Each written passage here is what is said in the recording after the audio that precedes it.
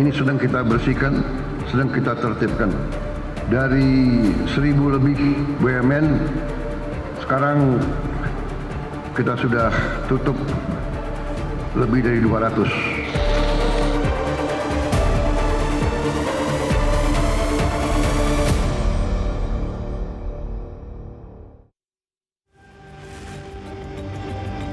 Selamat malam pemirsa. Pekan ini Badan Usaha Milik Negara atau BUMN menarik perhatian masyarakat. Yang pertama, media melaporkan beberapa BUMN sukses mencetak peningkatan laba yang besar di kuartal pertama tahun 2026. Yang kedua, Presiden Prabowo memerintahkan BUMN dipangkas jumlahnya dari sekitar 1.000 BUMN lebih menjadi sekitar 250 BUMN. Pemirsa, saya Lionel Samosir dan inilah Top Ekonomi. Kejutan BUMN di era Presiden Prabowo.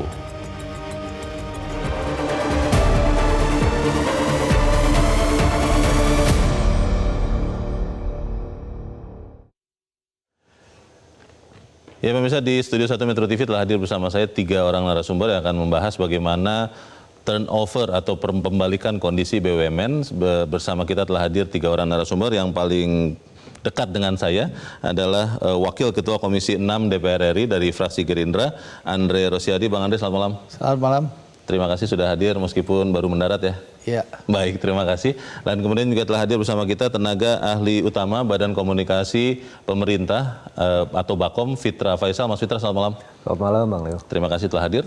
Dan juga telah hadir bersama kita pengamat BUMN atau Badan Usaha Milik Negara, Toto Pranoto. Mas Toto, selamat malam. Selamat malam, Leo. Ya, ini kita melihat apa yang terjadi sekarang gembira tentunya. Karena yang namanya Badan Usaha Milik Negara kan walaupun sebagian mengemban tugas untuk publik, tapi tetap saja sebagai perusahaan harus profit. Dan kita melihat ada banyak perusahaan yang profitnya naik dan juga ada beberapa perusahaan yang tadinya rugi, tapi kemudian sekarang sudah mulai untung. Saya ingin ke Mas Fitra dulu. Mas Fitra, sebetulnya yang dilakukan Danantara dengan masuk ke BUMN lalu membuat perubahan, itu persisnya apa ya? Ya, jadi ada beberapa hal yang bisa dibilang ruang fleksibilitas lah yang selama ini mungkin tidak kita miliki, tapi semenjak ada super holding seperti Danantara ini, mereka bisa memiliki fleksibilitas ya. Seperti misalnya di Krakatau Steel misalnya yang juga di market juga sudah kelihatan ada tren pembalikan ya, meskipun ya kita harus lihat lagi nanti audited versionnya, tapi setidak-tidaknya dalam konteks ini ada corporate culture dalam konteks restrukturisasi utang dan juga efisiensi yang merupakan menjadi corporate culture dari Danantara, yang itu kemudian menjadi ditransmisikan ke level BUMN. Nah, dalam hal ini itu kemungkinan besar akan berhasil ya sustain tren pembalikan ini. Tidak hanya di Krakatau Steel dan juga ada di tempat-tempat lain yang sebelumnya merugi menjadi tidaknya tidak rugi atau lebih banyak lagi yang bisa kita lihat. Nanti akan ada versi yang diaudit, itu ada beberapa yang juga seperti yang tadi saya sampaikan, ada tren pembalikan arah. Nah, dalam konteks ini tidak hanya dalam konteks corporate culture-nya, tetapi juga dalam konteks intervensinya ya, dari Danantara, entah itu dalam konteks injeksi modal dan seterusnya. Selama ini mungkin lebih telat ya dilakukan kalau dalam konteks APBN ya, karena kan butuh ada proses dan birokrasi yang mungkin lebih panjang. Persisnya seperti apa Mas Fitra? Tadi Anda katakan saat ini sudah ada Danantara, itu bisa lebih cepat melakukan intervensi. Apakah di sebelum Danantara apa hambatannya sebetulnya untuk kemudian bisa berubah seperti sekarang ini di BUMN? Ada lag time ya. Kalau sekarang kan Danantara merupakan satu super holding yang mana di situ menaungi BUMN juga, gitu ya. Dan dalam konteks ini kita bicara mengenai restrukturisasi dan juga efisiensi, itu menjadi patron utamanya. Dan kalau kita melihat patron ya, salah satu yang menjadi rujukan juga dari Danantara selain juga Temasek dan juga Kasana, tapi ada satu dari China yang namanya SASSC. Jadi itu state owned enterprises untuk asset supervision dan juga administrative commission yang mereka lakukan semenjak tahun 2003. Ya ada 29 billion US dollar di tahun 2003, tetapi kemudian di tahun 2023, 20 tahun berselang, itu mencapai 339 billion US dollar keuntungannya. Nah, apa yang mereka lakukan? Ya katanya kan utlubul ilm walau bisin, belajarlah sampai negeri Cina. Apa yang mereka lakukan? Ya salah satunya adalah, atau bukan salah satu, ada 3. Yang pertama adalah restrukturisasi, yang kedua adalah perbaikan tata kelola, dan yang keempat adalah menjadi ya agen pembangunan dalam konteks meramaikan likuiditas dan juga kemudian untuk mendorong prioritas-prioritas pemerintah. Nah ini yang tidak dilakukan dan ini yang juga akan dilakukan oleh Danantara ke depannya juga, Bung Leo. Saya ingin ke Bang Andre. Bang Andre, tadi kita mendengar Presiden sendiri sudah mengatakan bahwa jumlah BUMN itu akan dirampingkan dari 1000-an BUMN, anak BUMN, cucu BUMN. Ya, 1048. Iya, itu akan dibuat menjadi sekitar 200-an, 250. 250. Ya, sekarang sudah berjalan 220. Oke, itu sebetulnya apakah memang hanya itu yang akan dilakukan atau seperti apa? Enggak, jadi kan Danantara ini sebenarnya punya roadmap. Kebetulan saya kan di Komisi 6 yang bermitra dengan Danantara, khususnya Danantara Asset Management, yang sekarang melakukan penataan yang seperti judulnya Metro ini penataannya terhadap BUMN. Nah, penataan BUMN ini sebenarnya kan ini merupakan mandat yang sudah diberikan Presiden kepada Danantara, di mana Danantara ini bertugas untuk menjadikan BUMN kita jauh lebih baik, lebih sehat, lebih efisien dan mempunyai nilai manfaat lebih banyak kepada masyarakat. Nah, untuk itu, jadi penataan ini bukan sekedar merapikan BUMN, tapi ada tahap-tahapnya, ada roadmap-nya yang sudah disusun oleh Danantara secara berhati-hati, tidak ada, mohon maaf, tidak ada kesan tergesa-gesa. Ya, mereka mulai dengan tahapan pertama. Yang pertama ya penataan fundamental, Mas. Jadi penataan fundamental itu bagaimana mereka bukan hanya memperbaiki keuangan atau memperbaiki neraca, tapi model bisnisnya juga. Karena kalau neraca diperbaiki, model bisnisnya enggak kan nanti akan masalah yang sama akan berulang lagi. Nah, setelah fondasinya kuat, baru yang itu masuk penataan struktur, yang streamlining itu. Ada yang digabung ke induk, ada yang di merge, juga ada yang dilepas agar ada yang ngelola yang lebih fokus. Dilepas tuh maksudnya? Dilepas kayak dilikuidasi. Ditutup? Ya itu jual bisa. Dijual ke pihak ketiga, lalu yang anak bisa gabung sama induk atau di merge, ya agar tujuannya setelah bisa penataan struktur ini rapi supaya lebih BUMN-nya lebih ramping dan lebih fokus pada tujuan, ya model bisnisnya lebih fokus. Lalu setelah penataan fundamental jalan, lalu juga penataan struktur sudah, baru masuk ke transformasi itu, Mas. Jadi transformasi itu kan bagaimana menciptakan tata kelolanya, sehingga tujuan akhirnya menciptakan nilai tambah itu, bahwa BUMN yang kuat, efisien, dan berujung nanti bermanfaat bagi negara. Store dividennya lebih tinggi, ya, lalu pajaknya lebih tinggi, lalu bisa berinvestasi, buka lapangan pekerjaan, pokoknya punya nilai tambah lah. Nah, ini tahapan ini dibuat oleh Danantara secara bertahap dan dilakukan secara transparan, dan ini yang kami awasi di Komisi 6. Dan alhamdulillah menurut saya roadmap yang telah dilakukan oleh Danantara ini sudah on the track. Banyak sekali perusahaan-perusahaan yang kita lihat bagaimana Danantara tadi disebut Krakatau Steel, ya. Krakatau Steel itu waktu Danantara itu belum ada masih merugi. Ya, siapa sih mau ngasih utang ke Krakatau Steel? Nggak ada.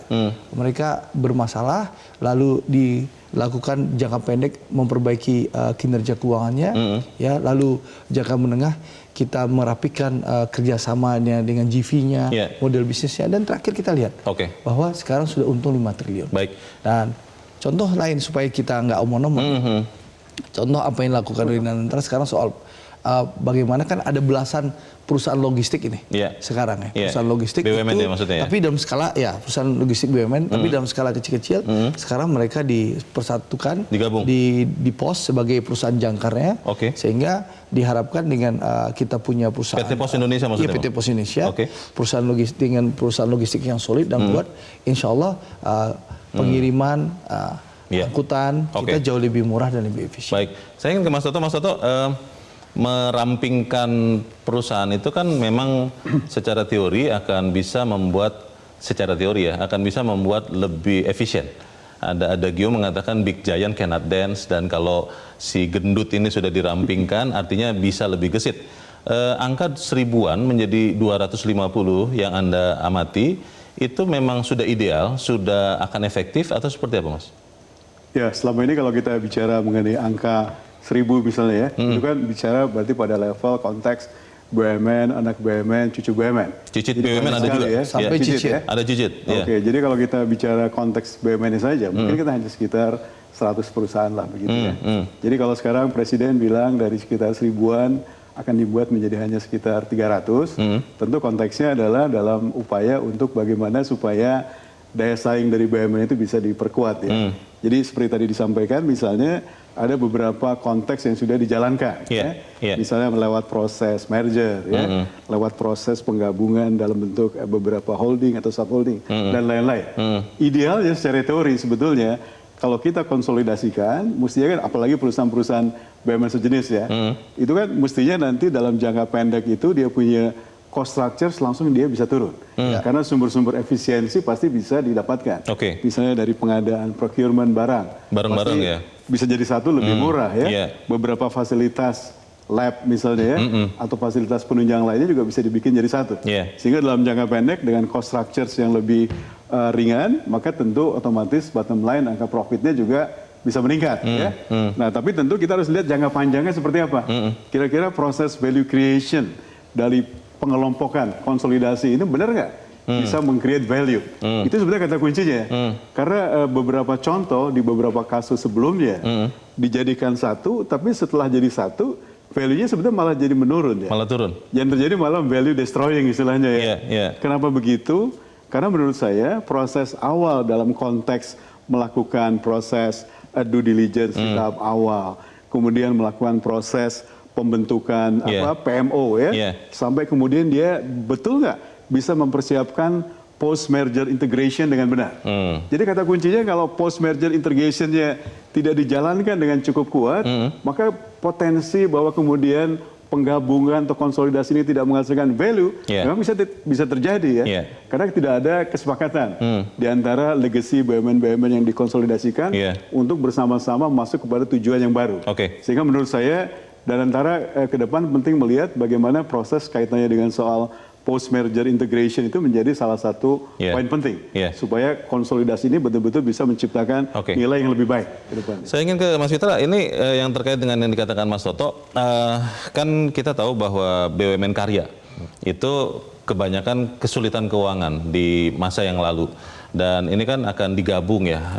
Saya tidak tahu rencana persisnya seperti apa. Apakah misalnya Hutama Karya, Bang Andre sebagai yang waktu itu dia ditugaskan untuk membangun tol Trans Sumatera, misalnya dikecualikan atau bagaimana? Nah pertanyaannya, kalau bangun tol kampung kita ya? Itu dia. Orang sehat sama orang sehat bergabung biasanya akan tambah sehat. Tapi kalau orang sakit dengan orang sakit tidak diobati, bisa jadi tambah sakit. Jadi yang sehat jadi sakit. Bisa ikut sakit juga. Bagaimana Mas Fitra? Iya, nanti detailnya juga bisa dibantu oleh Bang Andre. Tapi intinya seperti ini. Jadi kalau kita melihat contoh lain ya, seperti misalnya Bank Mandiri, itu kan juga merupakan bagian dari merger dan acquisition ya. Dan mana kita melihat Bank Mandiri itu sekarang menjulang ya di level regional bahkan global. Nah, kita juga bisa melihat contohnya di China, kembali lagi ke China, SSCI tadi yang saya sampaikan, di tahun 2003 yang terlibat atau masuk dalam Fortune 500 itu cuma 12 perusahaan. Tapi ketika mereka melakukan restrukturisasi, artinya dikecilkan, efek skala ekonomisnya diperbesar ya, yang sebelumnya ada 196 perusahaan itu menjadi kurang lebih 50-an ya dalam beberapa tahun. Dan itu mereka berhasil untuk mengangkat ya tidak hanya 12 tapi 44 perusahaan masuk ke Fortune 500. Itu Cina ya? Ya, berarti kan ada value creation tadi yang seperti disampaikan oleh Pak Toto ya. Jadi memang intinya saya sepakat bahwa roadmap-nya ke depan adalah kita melihat yang baik-baik, salah satunya contohnya adalah Bank Mandiri tadi yang pastinya akan menjadi roadmap dan antara juga. Jadi kalau misalnya memang tidak bisa diselamatkan ya tadi seperti Bang Andri sampaikan ya bisa dijual, bisa di merger atau bisa di kalau misalnya kita melihat pengalaman yang lalu itu dijual atau dilikuidasi ditutup gitu ya. Bang Andre mungkin bisa jelasin ya terkait dengan yang utama. Saya langsung ke Bang Andre. Jadi gini, sebentar saya mau bertanya dulu sebentar. Dasar penentuan yang mana yang akan surviving termasuk bisnisnya, itu apakah juga sudah ada? Karena bicara misalnya airline Bang, kan Garuda masih tetap struggling dengan utang masa lalunya. Tapi kan kalau misalnya mau ditutup, nanti kita nggak punya national flag carrier, itu bagaimana? Ya, satu-satu ya. Yang pertama yang Pak Toto tadi, bahwa Pak Toto tidak usah khawatir, tadi saya sampaikan bahwa tahapan penataan BUMN ini dilakukan secara hati-hati dengan roadmap yang jelas oleh Danantara. Yang tadi saya jelaskan tadi. Lalu yang kedua, kita bicara karya. Dalam RKP Danantara yang dilaporkan kepada kami di Komisi 6 itu memang direncanakan karya-karya ini akan di-merge. Semuanya? Ya. Nanti ada berapa, jadi hanya tinggal berapa karya. Oh, ada beberapa, tidak hanya satu ya? Ya, tapi tentu sekali lagi tidak mungkin tadi yang sakit-sakit ini digabung begitu saja. Yeah. Nah, itu yang dilakukan penataan ini. Mereka melakukan restrukturisasi keuangan. Misal Wika dan Waskita. Kalau Waskita kan sakitnya berat ini. Yeah. Lalu Wika juga terbebani oleh KCEC, akhirnya sakit. Yeah. Nah, mereka berdua sekarang dilakukan restrukturisasi oleh Danantara. Insya Allah nanti setelah sehat, ya utangnya berkurang, keuangan sehat, barulah mereka nanti rencana akan digabung kemungkinan dengan Utama Karya. Oh. Yang Utama Karya sekarang salah satu BUMN karya yang paling sehat. Iya, iya. Ya, cash flow-nya juga bagus dan baik. Nah, lalu misalnya PP dengan apa? Itu udah ada rencana-rencananya. Oh. Adikarya dengan siapa? Itu sudah disampaikan ya Bang ya? Maksud saya rencana itu ada penggabungan RKP yang disampaikan di Danantara kepada kami di Komisi 6. Itu bagian cara kami rapat rutin dengan Danantara untuk melakukan fungsi pengawasan di Komisi 6. Masyarakat bisa lihat Bang? Apa? Masyarakat bisa tentu lihat nanti juga? akan dilaporkan oleh Danantara ke publik secara transparan. Yeah. Tapi tentu ini kan dalam langkah aksi koperasi, penataan tentu belum bisa dilaporkan secara detail. Tapi setelah akan dilakukan aksi tentu akan dilaporkan kepada publik oleh Danantara. Ya. Lalu bicara soal tadi apa? Karya. Betul. Lalu apa lagi? Pesawat, Garuda. Ya, Garuda. Sekarang kan kita harus tahu bahwa Danantara di akhir 2025 kemarin sudah melakukan injeksi sekitar 23 triliun. Pertanyaannya uangnya kemana? Betul. Nah, hampir 16 triliun itu dipakai untuk Citylink. Karena beda Garuda dengan Citylink. Garuda itu sudah melalui PKPU, ya. Lalu dia sudah melakukan restrukturasi luar biasa terhadap utang-utang Garuda. Sedangkan Citylink ini terlupakan ya Pak Toto. Terlupakan. Nah, hampir 16 triliun uang itu dipakai untuk melakukan restrukturisasi Citylink plus memperbaiki pesawat-pesawat Citylink. Citylink itu kemarin tuh hanya punya 19 pesawat yang terbang. Yang layak. Lalu dengan uang itu sekarang sudah 39 pesawat yang terbang. Betapa jumlahnya Citylink itu dulu hanya 19.000 kalau tidak salah per hari yang terbang dengan Citylink. Sekarang kalau nggak salah hampir sudah lewat 30.000 lebih. Ya, itu dilakukan. Nah, Garuda pun juga melakukan teruskan untuk memperbaiki pesawat-pesawat yang rusak. Nah, ke depan tentu setelah ini sehat, ya Garuda sudah on the track. Di Q1 2026 ini Garuda sudah untung. Ya. Lalu yang lain juga udah. Nah, setelah sehat nanti tentu ada rencana ke depan. Bagaimana Garuda, Pelita dan Citylink nanti akan bergabung. Di mana Garuda untuk premium class, Pelita Air Service untuk medium class dan Citylink untuk LCC kita, low cost carrier kita. Pertanyaan berikutnya adalah bagaimana kemudian BUMN sebagai badan usaha milik negara yang mana yang akan diprioritaskan, mencari profit atau seperti misalnya Pertamina juga memberikan manfaat terbesar untuk masyarakat lewat domestic obligation. Tetap bersama kami, Top Ekonomi segera kembali.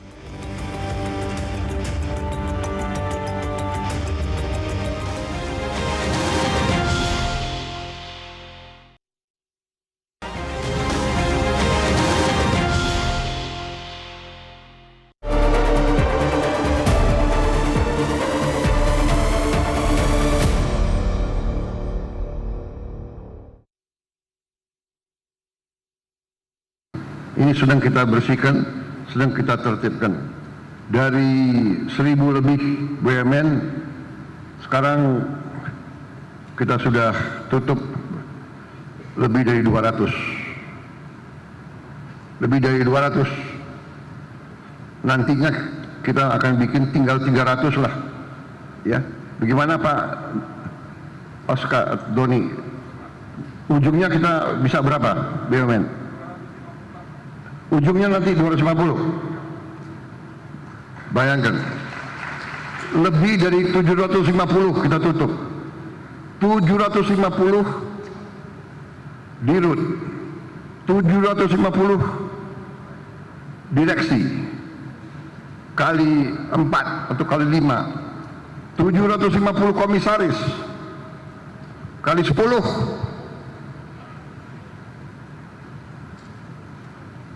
Overheadnya kayak apa, gajinya kayak apa. Saudara-saudara, ini uang rakyat semua. Perusahaan tidak untung, hanya bayar overhead. Pemirsa, terima kasih Anda masih bersama kami. Kita masih membicarakan bagaimana pembalikan kondisi BUMN. Mas Fitra, kalau kita melihat BUMN ini kan sebagai perusahaan harus profit.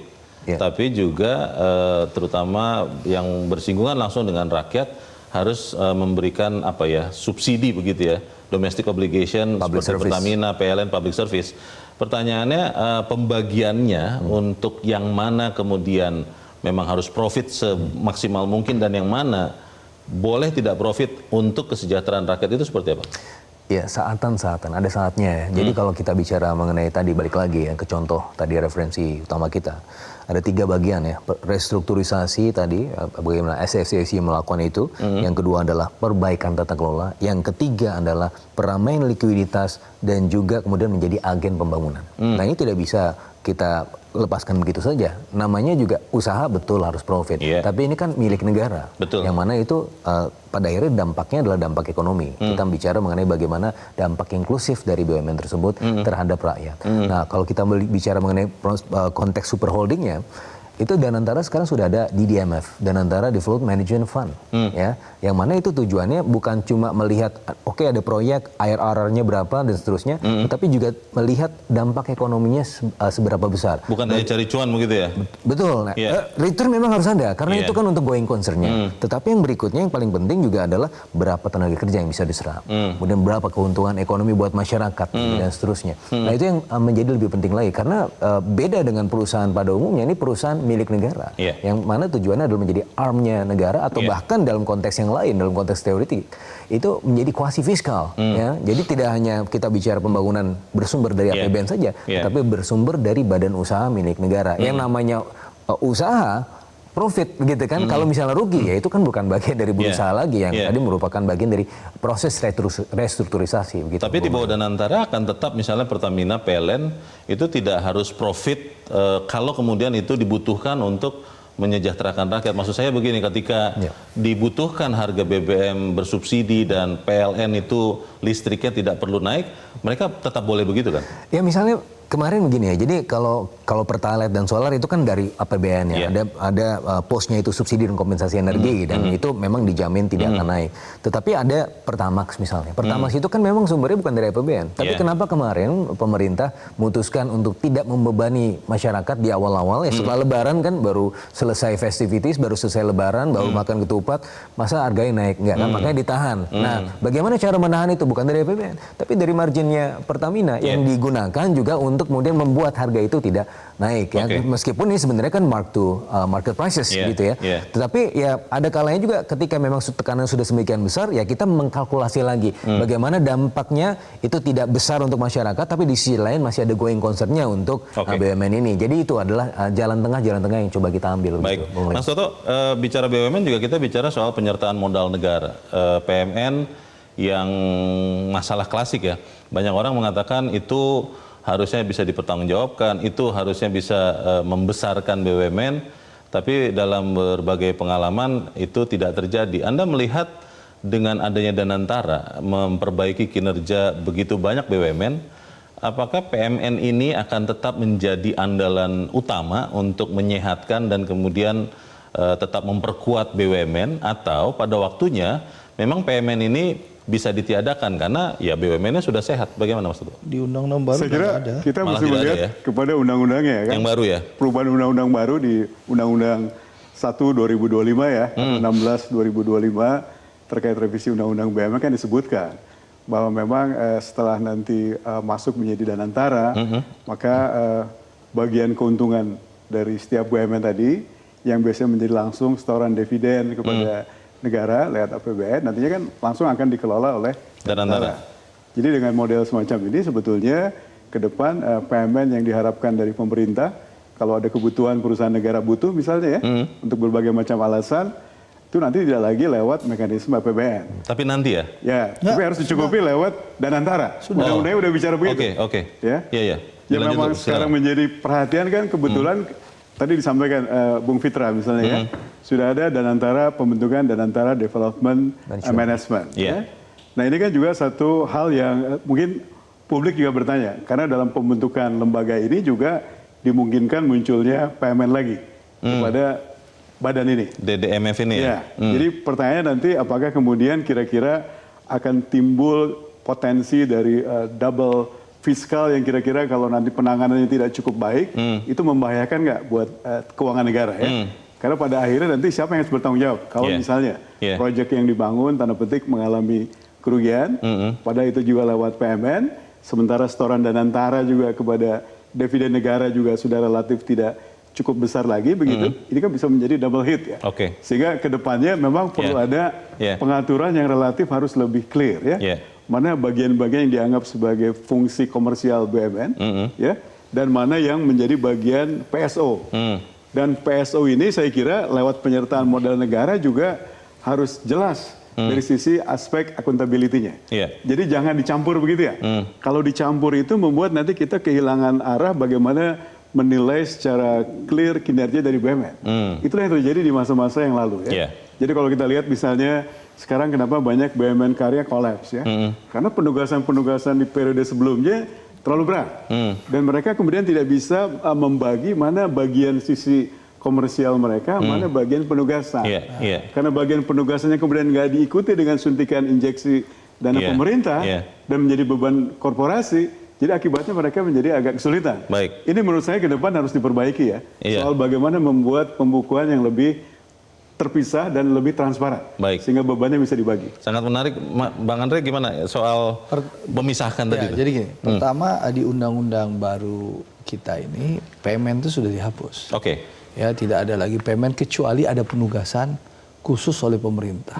Nah, di situ di undang-undang baru juga ditegaskan, kalau ada penugasan khusus, itu wajib dananya disediakan. Misalnya sesuatu kementerian menugaskan BUMN harus ada anggarannya dari pemerintah. Karena untuk tadi yang disampaikan Pak Toto tadi, banyak BUMN karya bangkrut, tugas saja, perintahnya lisan zaman dulu. Ya zaman-zaman di bawah 2019 itu, 2014-2019 itu kan banyak perintah lisan.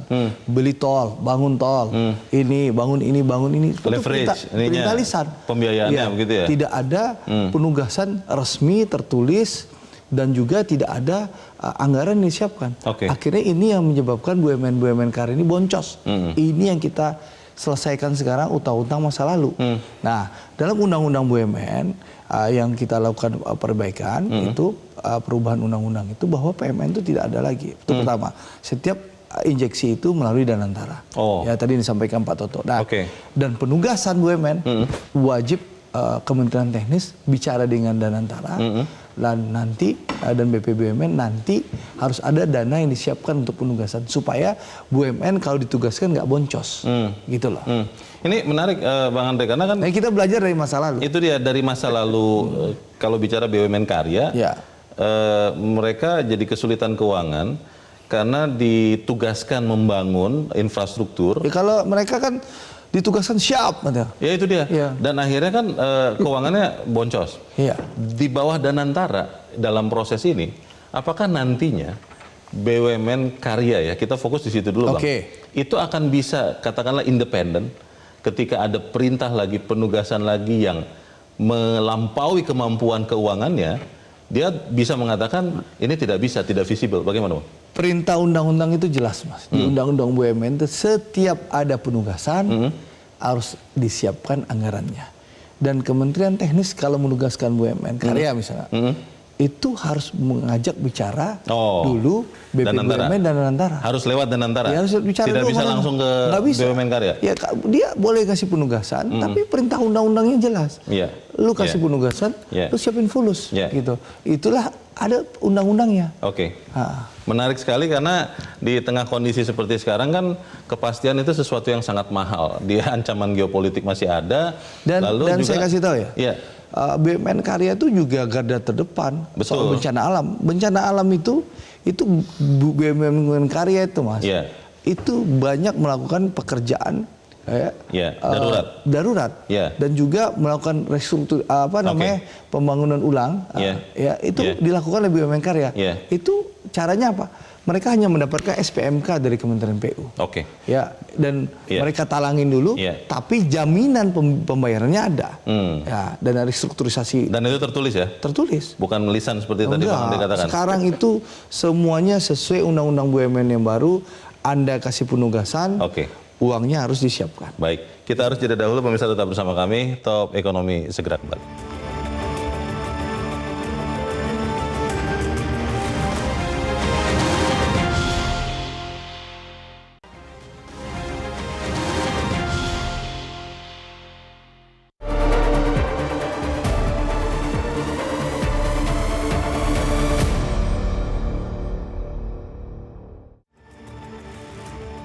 Terima kasih Anda masih bersama kami di Top Ekonomi. Kita masih membicarakan bagaimana pembalikan kondisi BUMN dilakukan oleh pemerintahan Prabowo. Mas Fitra, kalau kita melihat terkait tadi ya, bagaimana kemudian BUMN itu kan harusnya menjadi katalisator. Tadi Mas Toto sudah katakan, Mas Fitra juga sudah katakan, untuk mendorong pertumbuhan ekonomi, target pemerintah masih 8% di 2028-2029. BUMN ini kan harusnya bisa menjadi mesin. Pertanyaan besarnya adalah apakah memang itu juga menjadi tugas utama BUMN untuk juga menggerakkan pertumbuhan ekonomi, atau memang lebih fokus kepada pembangunan sektor masing-masing dan dengan beberapa BUMN yang ditugaskan untuk kepentingan umum, public service obligation, mereka fokus di situ saja? Ya, kalau kita angkat ke yang lebih umumnya lagi ya, dan antara itu kan ada bagian untuk investasi ya, ada dan ada kemungkinan ada yang kemudian untuk pembangunan. Nah, itu beda. Kalau investasi ya berarti kan sangat kita melihat bagaimana kaidah-kaidah finansial pada umumnya. Ini dan antara investment management ya? Betul. Nah, tetapi kalau yang di DMF ini yang di bawah CTO, itu kan lebih ke arah development fund. Nah, tadi kan ada pertanyaan, ini duitnya dari mana? Ada pasal 50A Undang-Undang P2SK ya, salah satunya bisa mengeluarkan di ayat 2-nya surat utang khusus itu berupa merah putih bond dan juga Patriot bond. Yang mana ini menjadi sumber pembiayaan yang murah dan juga sustainable gitu ya. Terus yang berikutnya adalah kita juga harus tahu bahwa prinsipnya adalah crowd in bukan crowd out ya. Kalau kita lihat periode yang sebelumnya bagaimana karya-karya itu juga terlibat ya secara agresif, dan itu bukan menciptakan crowding in tapi crowding out. Banyak pengusaha-pengusaha yang ingin terlibat dalam proses pembangunan misalnya infrastruktur, tetapi harus ter-crowd out ya karena ada Ada ya BUMN karya ini gitu kan, sehingga mereka tidak bisa mendapatkan bagiannya. Nah, yang kita inginkan adalah crowd in gitu ya, sehingga kalau kita lihat juga dalam konteks perhitungan umumnya untuk mencapai target pertumbuhan ekonomi 8% itu kita butuh berapa ribu triliun. Nah, hitungan kami itu ada 10.000 triliun, ada 13.015 triliun, memang ada hitungan dari yang lebih umum lagi, tapi yang core infrastructures itu 10.000 triliun. Nah, 10.000 triliun itu dibagi menjadi beberapa sektor. Yang pertama energi, kemudian ada ICT, ada housing, ada transportation, ada water dan juga kemudian sanitation. Nah, ini 10.000 triliun, 3.000 triliunnya itu dari domestik. Sementara 7.000 triliun dari luar, baik itu swasta maupun swasta asing. Oleh karenanya dalam hal ini Danantara dan juga BUMN menjadi lead investors ya, bukan menjadi dominasi investasinya, karena secara kapasitas juga sangat terbatas. Tadi kita akan mengulang lagi cerita di masa lalu di mana ada BUMN tertentu yang over leverage sehingga pada akhirnya mereka bebannya di masa depan menjadi terlalu berat begitu kan. Nah, sehingga ini menjadi lead investors, menjadi co-investors, dan itu juga disampaikan oleh Pak Presiden dalam pidatonya di World Economic Forum di awal tahun ini gitu kan. Kita punya Danantara, Anda silakan, kita akan menjadi co-invest ya, Danantara dan juga BUMN ini akan menjadi teman atau partner dan mitra strategis untuk investasi. Bukan hanya program-program prioritas pemerintah, tetapi juga program-program menghasilkan return gitu kan. Nah, dalam hal ini juga akan menghasilkan semacam pull factor ya dari kita untuk yang lain untuk masuk gitu. Jadi crowd in intinya, bukan crowd out. Bang Andre, ini karena Bang Andre anggota DPR, saya ingin bertanya juga terkait dengan kondisi BUMN di masa lalu. Sudah semacam mitos, tapi banyak yang mengatakan iya, bahwa BUMN itu sering dijadikan bancakan atau sapi perah untuk kepentingan politik juga. Di bawah Danantara, apakah BUMN ini sekarang Anda melihat sudah bisa benar-benar dipisahkan dari kepentingan politik, tarik-menariknya, atau seperti apa, Bang? Ya, sebagai anggota Komisi 6 DPR RI, saya udah periode kedua sekarang di Komisi 6. Oke. Ya, saya melihat bahwa pengelolaan BUMN jauh lebih baik. Ya. Di 2019-2024 itu transformasi sudah berjalan di bawah Pak Erick Thohir ya. Dan dengan 2024-2029 dengan pemerintah dan kami bersama-sama DPR melakukan perubahan secara fundamental di Undang-Undang BUMN, ini memang BUMN di bawah Danantara ini memang jauh dikelola secara transparan. Jadi kalau orang bilang bahwa BUMN bisa jadi bancakan politik, itu sudah tidak lagi. Apalagi Pak Prabowo sudah awal sudah menyampaikan komitmen bahwa pengelolaan BUMN di bawah Danantara harus dilakukan secara transparan, akuntabel, dan harus lebih efisien dan memberikan dampak manfaat besar kepada masyarakat. Termasuk para pengurus BUMN juga itu due diligence atau proses seleksinya dilakukan dengan transparan dan ada aturan yang jelas begitu, Bang? Direksi-direksi BUMN yang terpilih. Dan komisaris? Ya, saya bicara direksi BUMN. Direksi-direksi BUMN yang terpilih oleh Danantara itu melalui mekanisme yang jelas.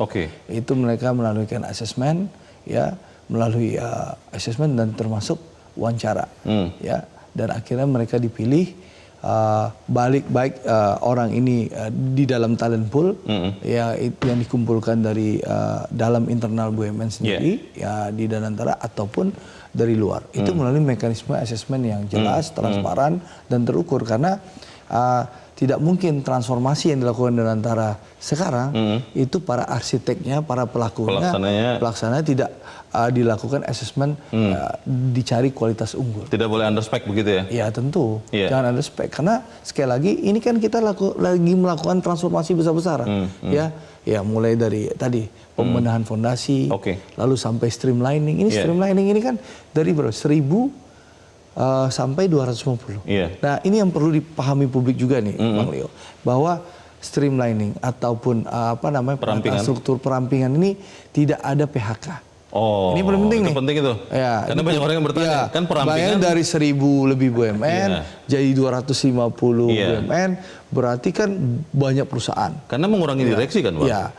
Jadi untuk karyawan, saya ingin sampaikan secara terbuka tidak ada PHK.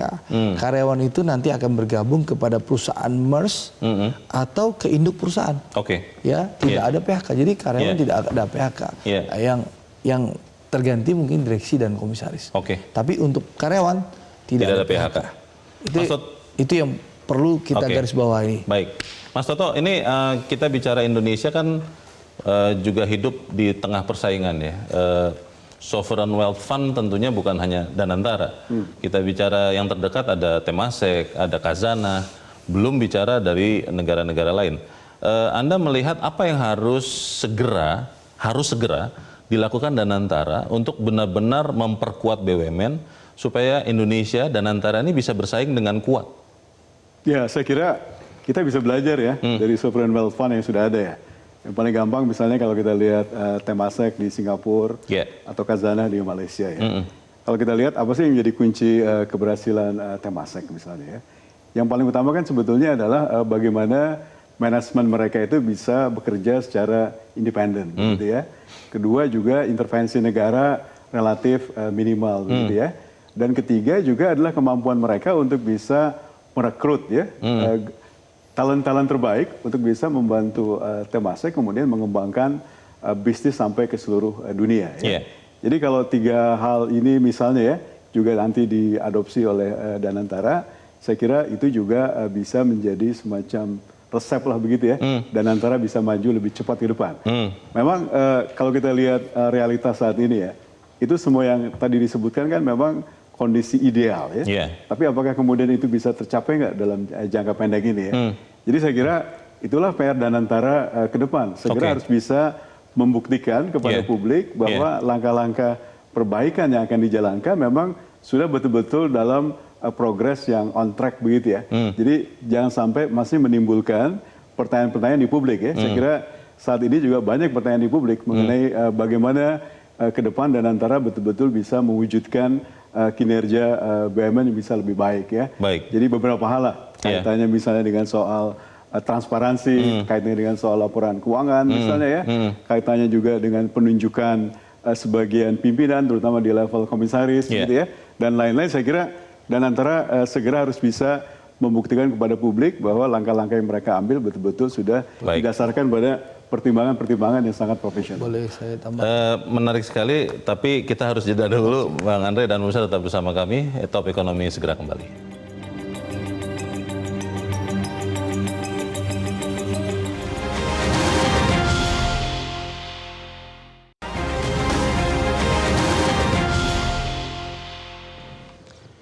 Terima kasih Anda masih bersama kami dan kita ada di bagian akhir diskusi kita pada saat ini. Mas Fitra, kalau kita bicara transparansi, tadi Mas Toto sudah mengatakan itu yang menjadi komoditas termahal di dunia investasi termasuk bisnis di Danantara. Seperti apa Danantara memastikan bahwa BUMN yang dikelolanya, ini atas perintah Presiden Prabowo tentunya, akan menjadi lebih transparan, lebih akuntabel? Ya, memang itu sudah instruksi Presiden, maka Danantara berkewajiban ya untuk menuntaskan amanah tersebut ya, karena sebagaimana yang Presiden sampaikan di World Economic Forum, jadi kalau dalam kaidah institusional, World Governance Indicator itu ada 6 ya. Itu ada regulatory quality, rule of law, voice and accountability, political stability, control of corruption, nah dan government effectiveness. Nah ini adalah kaidah-kaidah internasional yang senantiasa dijunjung ya, dan ini disampaikan oleh Presiden di forum internasional, dan ketika sudah disampaikan di forum internasional maka ini adalah janji bagi kita untuk mengundang investor, dan tentunya kita berperan ya dalam hal ini Danantara berkewajiban bahkan ya untuk melakukan amanah tersebut. Jadi ya tidak punya ruang kecil sekalipun ya untuk kemudian ada celah sedikit pun begitu kira-kira. Dan itu akan terus dilakukan ya oleh Danantara tentunya. Ya, tetapi tentunya butuh waktu ya. Jadi ini tidak dalam ketergasaan. Kita banyak sekali BUMN yang perlu dirapihkan ya. Kenapa juga laporan keuangannya ini agak tertunda ya. Salah satunya kan ini kita butuh konsolidasi besar-besaran ya, Bang Leo ya. Tapi dalam proses konsolidasi ini kita sudah melihat banyak harapan-harapan yang kelihatan ya. Seperti tadi ada BUMN yang sebelum rugi, tetapi kemudian ada intervensi dari Danantara, ada pembalikan arah, dan ini yang akan kita lakukan ke depan gitu, Bang. Baik, terima kasih Mas Fitra. Mas Toto, kalau melihat sejauh ini Danantara tentunya sudah melakukan banyak ya untuk memperbaiki BUMN. Anda melihat apa lagi yang harusnya dilakukan lagi untuk kemudian memastikan kita semua rakyat Indonesia mengerti dan kemudian kita juga bisa sama-sama mengawasi BUMN ini? Ya, menurut saya yang paling penting adalah bagaimana proses eksekusinya ya dijalankan dengan cukup transparan dan memang kemudian bisa memberikan harapan kepada publik, kepada masyarakat, bahwa eksekusi yang dijalankan itu betul-betul akan menghasilkan BUMN yang lebih kompetitif ya. Selama ini kan kita baru mendengarkan kalimat-kalimat ya, misalnya kita akan mengurangi dari 1.000 menjadi 250 dan seterusnya. Tapi caranya gimana? Detailnya ya? Detailnya gimana begitu loh, supaya kemudian kita bisa melihat apakah langkah-langkah yang diambil itu sudah cukup tepat apa tidak begitu ya. Karena kalau kita perhatikan misalnya membuat 1.000 menjadi 250 itu kan bukan cuma sekedar menutup BUMN. Tapi juga yang lebih penting adalah apakah ada nggak kira-kira BUMN-BUMN yang sifatnya produknya masih strategis, tapi kondisinya sakit. Ini termasuk yang harus ditutup atau kita sembuhkan dulu gitu ya, supaya dia betul-betul nanti bisa masuk ke dalam kategori BUMN yang sehat dan betul-betul layanan publiknya bisa dilakukan. Jadi maksudnya tidak bisa satu resep itu dipakai untuk menangani seluruh BUMN. Nah, jadi menurut saya proses eksekusinya yang harus cukup clear sehingga bisa memberikan harapan kepada publik bahwa langkah-langkah yang dikerjakan oleh Danantara betul-betul sesuai dengan koridor yang ada. Terima kasih Mas Toto. Bang Andre, bagaimana memastikan yang disampaikan Mas Toto itu terjadi di Danantara? Ya, saya ingin sampaikan pertama penataan kelola BUMN ini Danantara punya roadmap ya yang terukur, dan itu yang jadi patokan kami di Komisi 6 DPR untuk melakukan penilaian yang objektif kepada Danantara. Itu yang pertama. Yang kedua, ya Danantara mengelola ini secara transparan. Yang sekarang dilakukan Danantara melakukan impairment. Ya, bagaimana menyampaikan bahwa adanya kerugian-kerugian dari BUMN disampaikan secara terbuka kepada publik. Misalnya saya contoh, karya-karya itu impairment ini kan puluhan triliun. BUMN karya? Ya, BUMN karya. Nah, lalu yang kedua, contoh tadi perusahaan strategis. Kita tahu semen ini adalah industri strategis. Semen Indonesia? Ya, Semen Indonesia.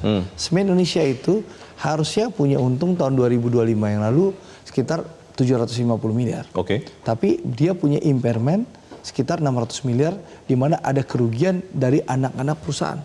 Nah, apa yang dilakukan oleh Danantara melakukan proses streamlining. Jadi perusahaan-perusahaan yang merugi itu ya itu dilikuidasi. Contoh, Anda bayangin anak perusahaan semen Indonesia namanya Semen Internasional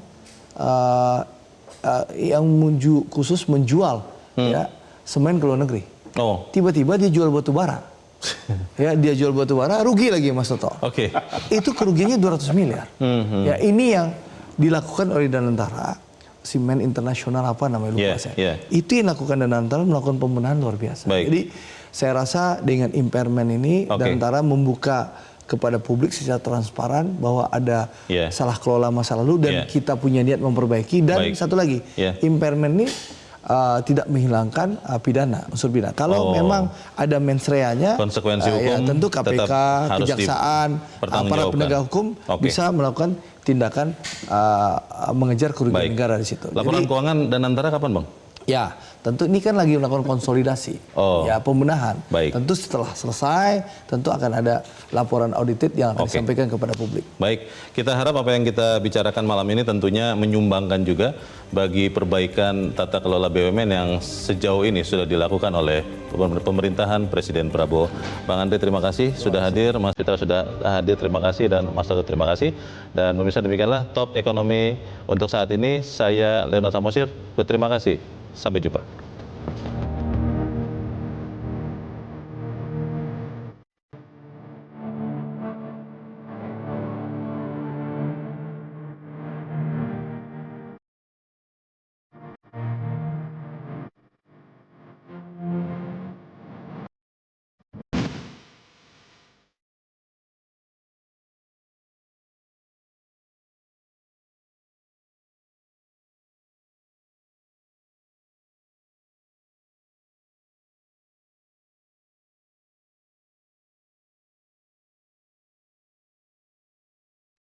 Metro TV. Jelajahi cara baru mendapatkan informasi. Download Metro TV Extend sekarang.